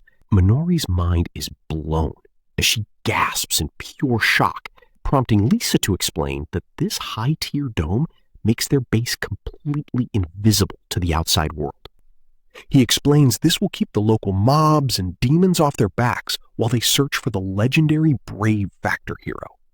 A highly optimized stealth strategy, since Liese remembers how his past real-world hardcore MMO runs always ended in a total party wipe because some idiot pulled aggro from a high-level field boss. Still, she is left completely starstruck as she mutters, "Amazing." He casually waves it off as just a cheap budget version of Yggdrasil, making her realize with a quiet sigh that this guy is literally a one-man army who doesn't need her at all. This triggers a sudden flashback to him defending her to the local war god, claiming she accompanied him to teach him about humans, which fills her heart with warm fuzzies about how incredibly kind he is. Yet she can't shake off her massive imposter syndrome, knowing that Liese would easily survive this hardcore campaign solo, and that she's basically just clinging to him out of selfish desire. She remembers her tragic backstory as a parentless slave, recalling the exact moment she was about to get brutally executed before Liese swooped in like a classic fantasy protagonist to shatter her chains, totally deconstructing the usual cold-hearted elf trope. For 7 lonely years, she was a complete social pariah, blacklisted by elitist adventurers who refused to party with a former slave, forcing her to push her body to its absolute limits just to survive. She trained like a demon, swinging her sword daily so she wouldn't waste the second life her savior gave her, waiting patiently for their promised reunion. She literally camped at their meeting spot every single day, keeping her sanity intact by obsessing over his memory. And looking back, she wishes she could travel through time to hug her younger self. She wants to tell that crying kid that her loyalty would pay off. But watching Liese walk off into the spotlight of his epic destiny, she realizes she can't just be a passive bystander. Clenching her fist in sheer determination, she refuses to be a pity invite or a burden, remembering how she watched Liese's mom cook to try to learn domestic skills and vows to get ridiculously strong so she can actually stand as his equal on the battlefield. Moving on to the winding forest paths, Minori musters up the courage to grill her resident god-tier gamer on his actual endgame strategy, asking if his plan is to carry the future Brave Factor hero to victory against the Demon Lord. Liese just shrugs, explaining that since he lacks the actual hero trait himself, he'll probably have to power level the kid under his protection, though he's locked in to stall the Demon Lord's world domination plans as long as possible. Minori silently thinks that Liese is already strong enough to solo the final boss anyway, before snapping out of it with burning resolve and begging him to put her through a hardcore training regimen right here. Liese's completely flabbergasted, pointing out that she's already an absolute raid boss who handles high-tier monsters solo, but she looks him dead in the eye and declares her ultimate goal: to stand right by his side in the final battle. Her absolute loyalty melts his heart as the quiet woods seem to hold their breath, and with a warm, approving smile, he accepts her request, declaring that a new chapter of preparation was starting. From then on, their daily boot camp officially began, with Liese gripping his training sword, guiding Minori as she spent countless hours swinging her blade and imbuing physical strikes with crackling fire magic. Meanwhile, the narrative occasionally cuts back to the Grand Garlanda estate, where the current Margrave, Gallius, is busy handling domestic family matters with a wheelchair-bound Grillet and Sylph, occasionally dropping news that leaves our duo looking like shocked anime reaction memes with popping eyes. Time skips further, showing the wholesome birth of baby Vice, sleeping peacefully in her cradle as the extended family dotes on her, while Liese reflects on how 2 whole years have vanished in the blink of an eye. Suddenly, we're back in action as a heavy traveler boot slams onto the earth, and our duo is seen sprinting through the woods at high speed. Minori assumes her role as the party's radar support, calling out to Liese as she pops open a mental UI window to detect 5 magic beasts attacking a nearby carriage. Her eyes glow with cool geometric magical runes as she scans the threat, identifying 4 B-rank targets and 1 A-rank threat. Liese is like a proud dad seeing her master her appraisal magic parodies UI, giving her the go-ahead and casually asking if she wants to solo the A-rank boss, which momentarily breaks her brain with shock. But she recovers instantly, charging ahead with a confident shout, while Liese watches her back with a proud grin of approval. As he steps forward to clean up the rest, his elf ears twitch at a weird rustling sound, signaling a rhythmic thumping in the nearby brush, before a flock of low-tier feathered chicken mobs suddenly spawns. Minori instantly repositions to confront the threat, while Liese just stands there watching the chaotic stampede. Minori prepares a wind magic spell, unleashing a barrage of wind blades that slice right through an overgrown bug mob.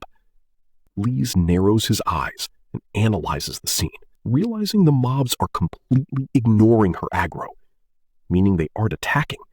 They're running for their lives. Minori keeps her guard up, with her cute hair strand twitching, when the ground suddenly shakes as a massive clawed paw slams down, revealing a giant, scarred wild bear that is apparently way scarier than she is. This absolute unit of a boss beast narrows its dark eye at them, prompting Minori to enchant her blade with high-rank fire magic just as the bear roars and charges forward at high speed. With ultimate focus, Minori pushes her mana past its limit, chanting her max-level spell and summoning a massive, blazing phoenix aura. The bear snarls at the heat, but she lets out a fierce war cry and unleashes a catastrophic fiery explosion that completely engulfs the target. As the smoke clears and her glowing eyes fade, she holds her cool victory pose before collapsing into heavy panting from the massive mana drain. She hunches over, panting heavily from the extreme exertion. Liese praises her phenomenal job, and she turns to him with a sweat-covered, ecstatic smile, proud that she finally mastered ultimate magic. He validates her achievement, noting she just casually soloed a wild bear boss, giving her a head pat that makes her blush and giggle, before offering to help train her stamina so she doesn't suffer from post-spell exhaustion. She enthusiastically agrees, but as Liese looks at her, he suddenly freezes, realizing something is dramatically different. As they walk back, it finally clicks. 2 years of grinding in the woods means his little companion is officially 20 now, and she has bloomed into a gorgeous adult right before his eyes. Shifting focus back to the quiet interior of their forest residence, Liese stares wistfully at the silver ring on his finger, lost in a deep, nostalgic melancholy about the past.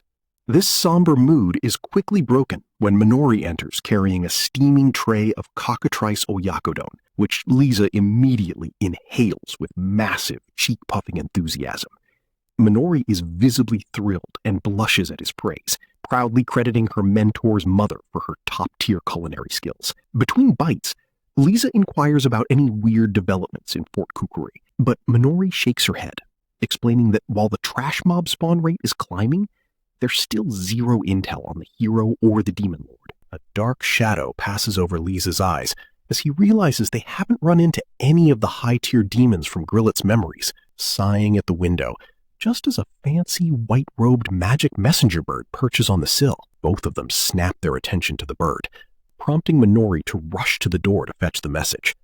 Left alone, Liese briefly muses about researching magic tools, since this messenger bird tech is honestly pretty neat. But his peace is shattered when Minori bursts back in, pale-faced and holding a crumpled letter. Liese leaps up in worry as she tearfully gasps that something terrible has happened to Grillet. Reading the grim letter from Gallius, they learn the tragic news. The old war god has run out of time and has at most 2 years left to live. Liese immediately declares they need to use teleportation magic under the starry night sky, to which Minori resolutely agrees, flashing them instantly to the grand Margrave Garlanda mansion.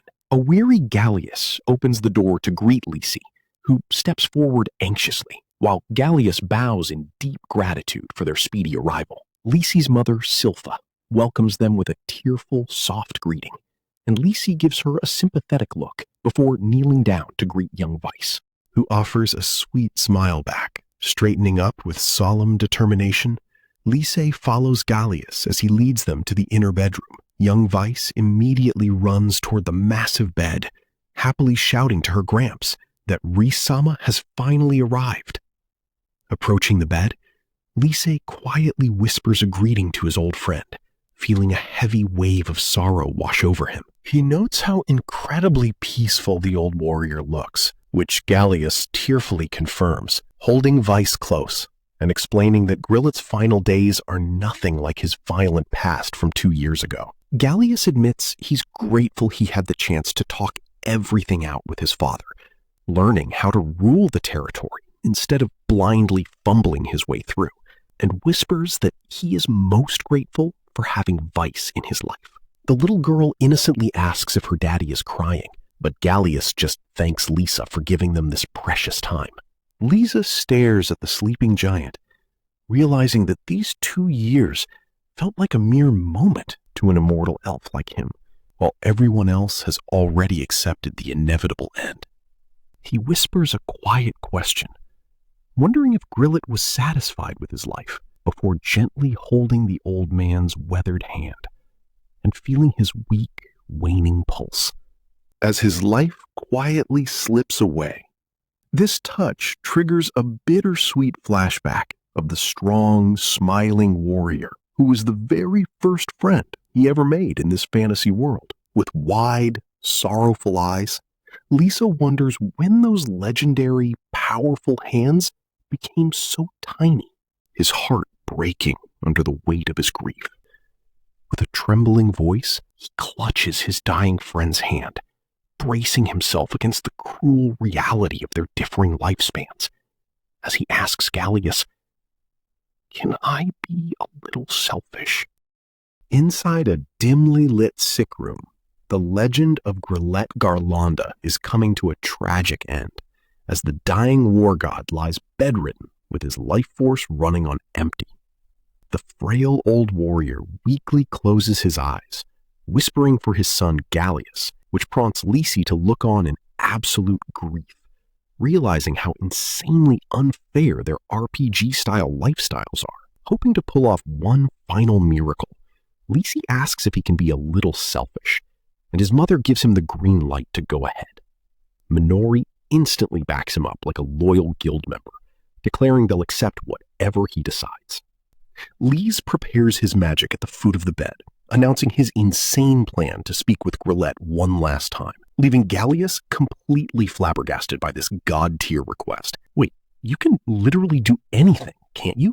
Gallius gasps, clutching his child close as he demands to know how Liese is going to bypass the game's death mechanics. Liese explains his forbidden ancient cheat code, Necromancy, a high-tier death magic that literally governs the cycle of life and death. This gives Gallius a sudden surge of hopium, And when Liese asks what he'd tell his father if they got a few more minutes, Gallius tilts his head down to think. Suddenly, a blinding orb of raw magical energy crackles to life as Gallius mutters his simple final words.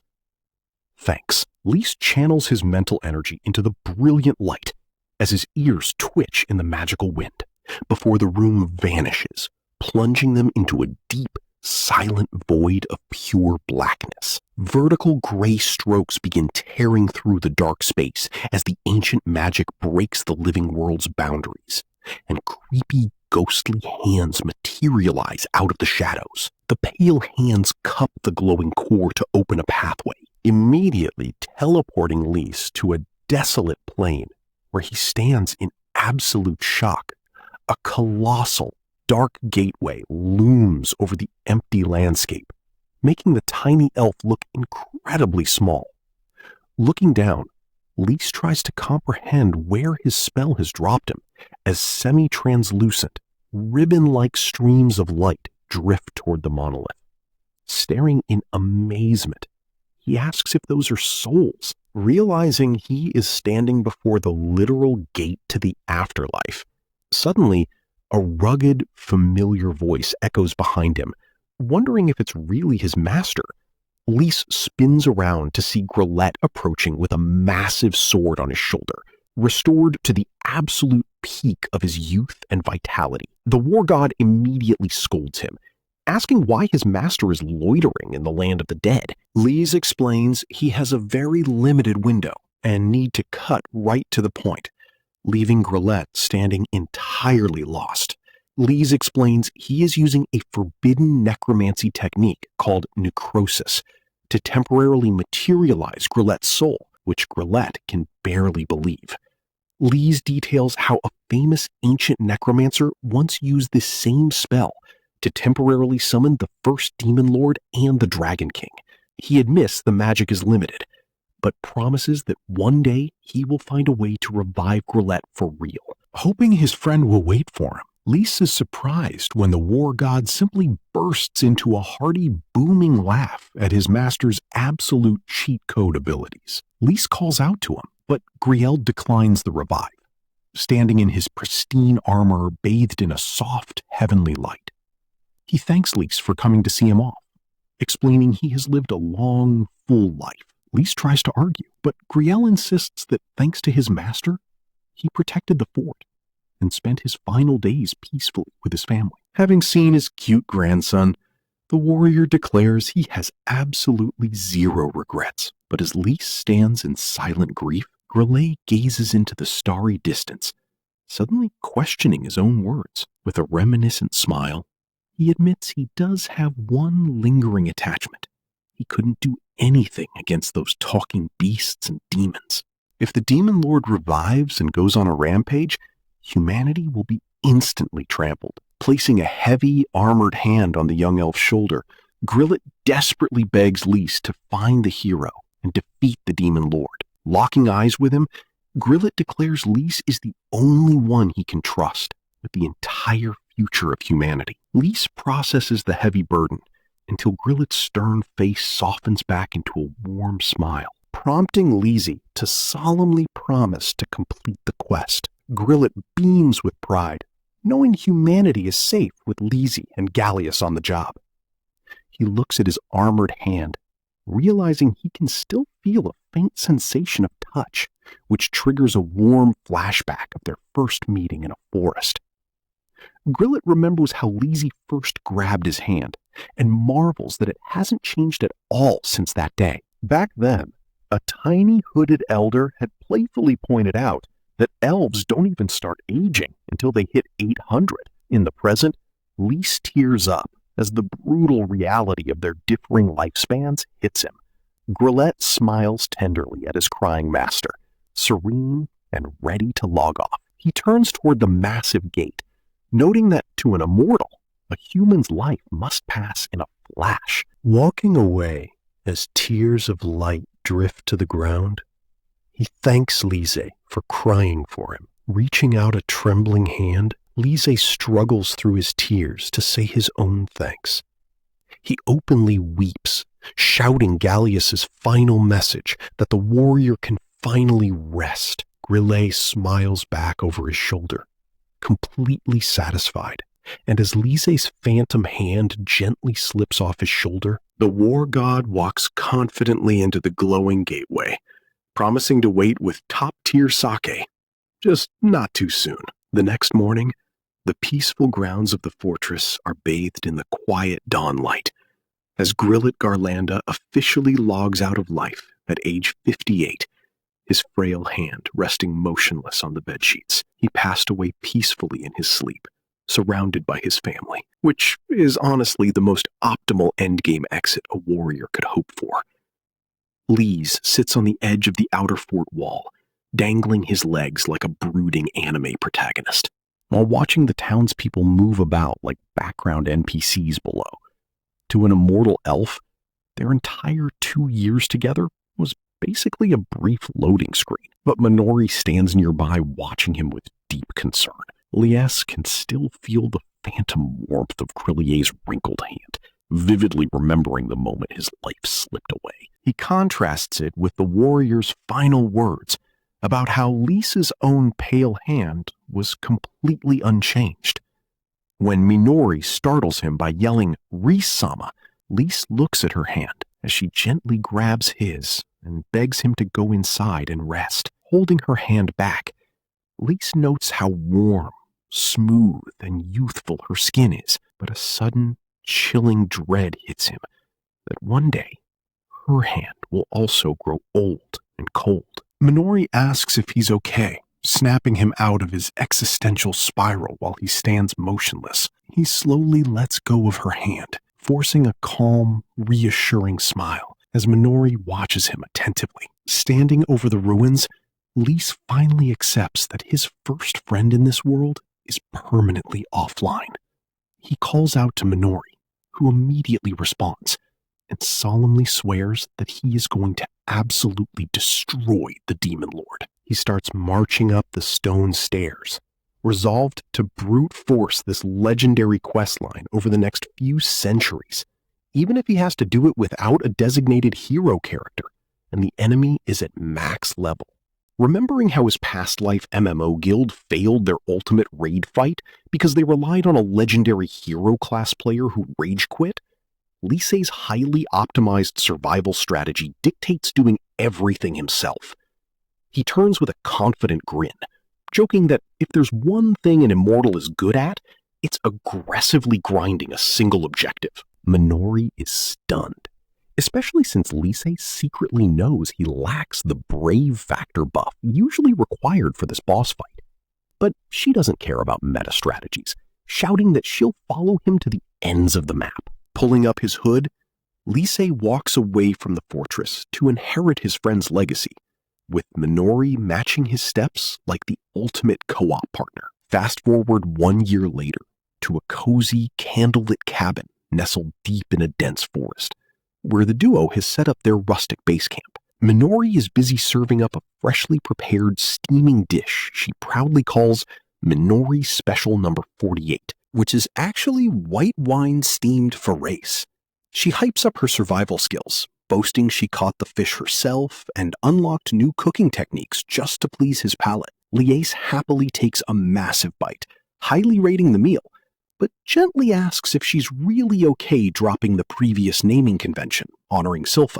Minori gets a bit melancholic, while Liese keeps his profile quiet and respectful, before she explains that Silpha-sama told her to focus on supporting whoever she wants to support. The narrator chimes in to confirm that Silpha joined Grillet in the Afterlife lobby just a year later, prompting Minori to vow that she'll present an absolute feast of new recipes to her predecessor when she eventually dies. Liese smiles, fully backing her culinary ambition. But later that night, as Minori sleeps peacefully, Liese lies wide awake under his covers, realizing with a pang of dread that Minori is already turning 22. He spirals into existential panic about how terrifyingly fast humans level up compared to elves, whispering that he really doesn't want to face that inevitable loss with Minori. Suddenly, a massive shockwave of high-tier mana erupts in the distance, setting off Liese's internal radar. Sitting bolt upright in bed, he rushes to the window, detecting multiple chaotic mana signatures clashing in the dark. Onside, a blinding wave of magical energy slices through the trees, creating a massive exploding sphere of concentrated power that implodes into a pulsing core. Liese's eyes widen in sheer shock as his appraisal magic reveals a ridiculously broken spellcaster nearby, prompting him to whisper to himself that he finally found them. Minori sits up, rubbing her sleepy eyes and asking what's going on. Liese spins around with a wild, ecstatic grin, shouting that he finally found the golden ticket, the absolute unicorn of this fantasy server, the player with the legendary brave factor. Minori can only stare in sweaty, wide-eyed confusion.